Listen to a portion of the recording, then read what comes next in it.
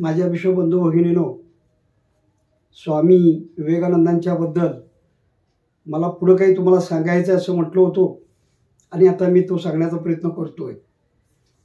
स्वामी विवेकानंदांना रामकृष्ण परमहंसासारखा विज्ञाननिष्ठ साहित्यिक गुरु भेटल्यामुळं त्यांनी जगातील सर्व धर्मांचा अभ्यास केला आणि त्यांना सगळ्या प्रश्नांची उत्तरं त्यांच्या मनातल्या मिळत नाहीत असं वाटल्यानंतर ते अगदी निराशानं आपल्यावर तलवार उचलून काहीतरी करून घ्यावं अशी इच्छा व्यक्त झाली आणि त्यात मूर्छित पडले आणि कालीमाता त्यांना पुढे दिसली आणि सगळ्या प्रश्नांची उत्तरं त्यांना त्या मूर्छेत बेशुद्ध पडल्यानंतर दिसली आणि सगळी उत्तरे मिळाल्याचं समाधान त्यांना मिळालं आणि ते गुरु रामकृष्ण परमहंसांच्याकडे गेले आणि मला देव भेटला, देव भेटण्यासाठी तुम्ही दिलेली विद्या माझ्या उपयोगी पडली, पण मला अजूनही सांगा की तुम्हाला जे दिसतं ते रोज मला का दिसत नाही, भावसमाधी मला का लागत नाही, भावसमाधीमध्ये असणारा ईश्वर मला का दिसत नाही, अजून जरा माझ्या डोक्यात तो प्रश्न राहतो। त्यावेळी त्यांना काही उदाहरणं दिली।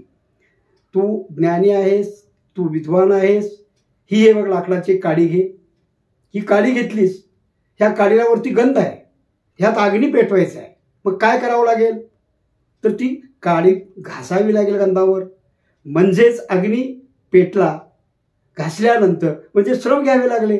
तसं तुला ईश्वराच्या प्राप्तीसाठी ध्यान करावं लागेल, समाधी घ्यावी लागेल, ध्यानधारणेमध्ये आत असलेल्या आत्म्याला प्रकट व्हावं लागेल, तर तुला तो ईश्वर भेटेल। त्याचप्रमाणे जगामध्ये मुंगीचं उदाहरण त्यांना दिलं। अरे मुंगी मातीत राहते, पण मुंगी मातीत असणारी साखरच खाते, माती खात नाही। किती मोठं तत्वज्ञान त्या मुंगीमध्येही आहे, समजून घे असं गुरु विवेकानंदांचे रामकृष्ण त्यांना म्हणाले। मासा तू बघितला असेल, त्याची चकाकी, त्याची शाईनेसपणा, प्रकाशनेसपणा चिखलात असतो पण पांढरा शुभ्र दिसतो। हे माशाकडे आपल्याला शिकण्यासारखं आहे। असे माशाचे उदाहरण दिलं। अरे बाबा, पंडित या जगात आहे, ते खूप विद्वान पंडित, फार मोठमोठं तत्वज्ञान सांगतात आणि लोकांना तत्वज्ञानाच्या मंत्रमुग्धतेनं मंत्रमुग्ध करतात आणि आपण फार शहाणा असं वाटतं त्यांना। म्हणून एक पंडित नावाळी बरोबर नदी पार करत असताना नावेत बसला, त्याच्यावर एक अज्ञानी माणूस बसला होता। त्याला तो म्हणाला, तुमची शाळा किती झाली? न शिकलेला तो माणूस म्हटला, मी शाळा बघितली सुद्धा नाही। मग तो पंडित, मी पंडित आहे, मी खूप शिकलोय, तत्वज्ञान आपलं सांगायला लागला त्याला। त्या पंडिताच्या तत्वज्ञानानं तो माणूस बेहसत हसत नाव पुढे जात आली आणि त्याला एक वेगळे पण जाणवायला लागलं। पण पंडित काय बोलायचा थांबतच नव्हता, तोपर्यंत वादळच इतकं आलं आणि ती नावच उलटली आणि नाव उलटल्यानंतर तो पंडित नावेतून समुद्रात कोसळला आणि बुडून मरतो असं वाटल्यावर त्या अडाणी निरक्षर माणसानं त्या पंडिताला आपल्या खांद्यावरती घेतलं आणि किनाऱ्याला आणून सोडलं आणि वाचवलं। हे तुझं तत्वज्ञान तुला हे पाण्यात बुडणारं का वाचवू शकलं नाही, हा प्रश्न त्यानं नावाड्याला किनाऱ्याला आल्यावर त्या पंडिताला विचारला। याच्यातून खूप शिकण्यासारखं आहे। विवेकानंद, तुम्ही शिका। आणि ह्या सगळ्या गोष्टी केल्यानंतर विवेकानंदांना समाधिष्ठ अवस्था प्राप्त होऊन सगळ्या प्रकारच्या गोष्टी, त्यांच्या प्रश्नांची उत्तरे त्यांच्या मनातच मिळाली। त्यांना राम भेटला, त्यांना हनुमान भेटला, त्यांना ईश्वर भेटला। एवढंच काय, सर्व धर्म समभाव ही कल्पना सांगणारा, सर्व विश्वची माझे घर सांगणारा ज्ञानेश्वरी भेटला। ज्ञानेश्वरांचे तत्वज्ञान त्यांना पटले, विश्वकुटुंब। आणि अशा पद्धतीनं जगातल्या मानवजातीबद्दल त्यांच्या मनात अत्यंत निर्माण झाली आणि त्या प्रेमापोटीच ह्या जगातल्या मानवजातीला सर्व धर्म आणि भेदांच्या मध्ये होणाऱ्या गोष्टी समजून सांगण्यासाठी जगभर भ्रमण करून चांगल्या प्रकारचं तत्वज्ञान सांगितलं आणि मानवजातीला एकता, सगळ्या जगाला एकत्र आणण्याचा प्रयत्न त्यांनी केला।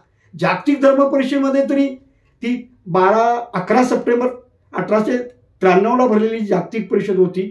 त्या जागतिक परिषदेला त्यांना हजर राहण्यासाठी जो प्रयत्न केला तो त्यांचा मित्र बोस्टनमध्ये भेटलेला राईट आणि इकडे शिकागोमध्ये भेटलेली हेल नावाची स्त्री, या दोघांनी त्या परिषदेत त्यांना सहभागी करून घ्यायला लावलं आणि त्या परिषदेत शेवटी त्याला भाषण करायला लावलं, तरी त्याने ती परिषद बंधू भगिनी या शब्दाने जिंकली आणि नंतर 17 दिवस ती परिषद चालणार होती।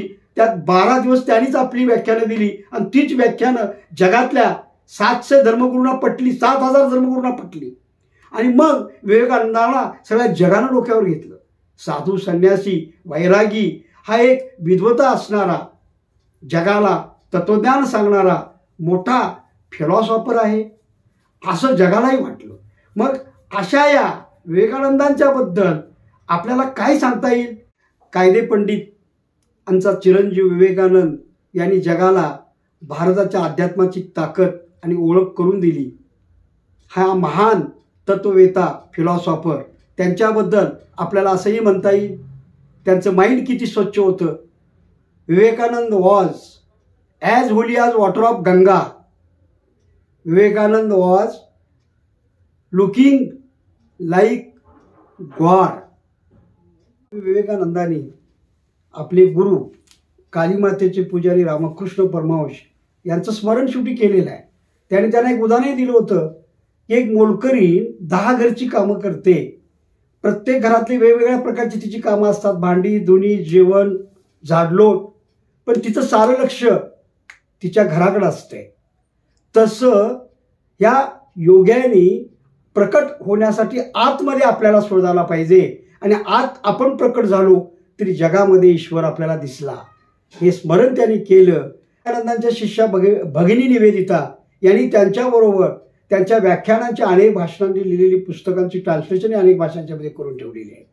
भगिनी निवेदिता यांचंही स्मरण त्या निमित्तानं होणं आवश्यक वाटतं.